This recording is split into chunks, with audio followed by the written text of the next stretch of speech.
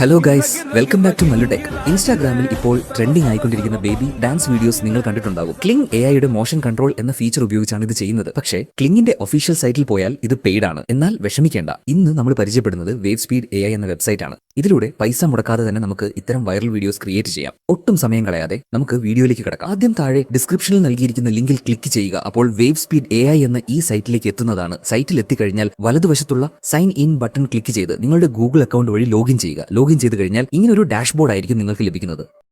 ഇനി താഴേക്ക് സ്ക്രോൾ ചെയ്താൽ എക്സ്പ്ലോർ മോഡൽസ് എന്ന ഓപ്ഷൻ കാണാം.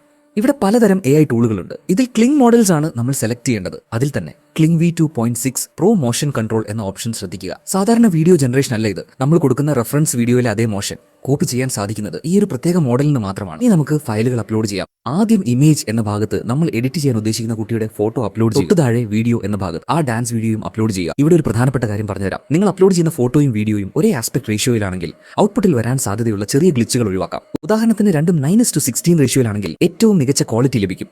ഏറ്റവും പ്രധാനപ്പെട്ട ഭാഗം പ്രോംപ്റ്റ് ബോക്സിൽ the baby cutely dancing as reference video എന്ന് സിമ്പിളായി ടൈപ്പ് ചെയ്താൽ മതി. പക്ഷേ ഒരു കാര്യം ശ്രദ്ധിക്കണം. തൊട്ടുതാഴെ നെഗറ്റീവ് പ്രോംപ്റ്റ് എന്നൊരു ബോക്സ് ഉണ്ട്. ഇവിടെ നമ്മൾ അൺറിയലിസ്റ്റിക്, അൺനാച്ചുറൽ, എക്സ്ട്രാ ഫിംഗേഴ്സ് എന്നിങ്ങനെ കൊടുക്കണം.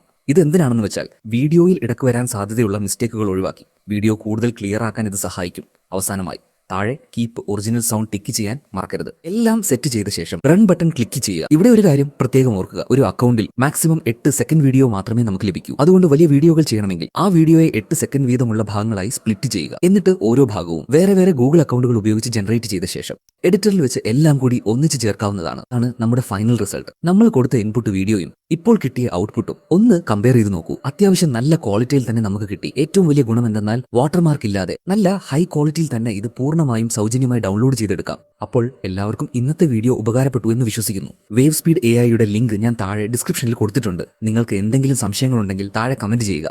ഇതുപോലെയുള്ള കിടിലൻ എഐ ട്രിക്കുകൾക്കായി മല്ലു ടെക് എന്ന ഈ ചാനൽ ഇപ്പോൾ തന്നെ സബ്സ്ക്രൈബ് ചെയ്യുക. അടുത്ത വീഡിയോയിൽ കാണുന്നതുവരെ ബൈ ഗൈസ്.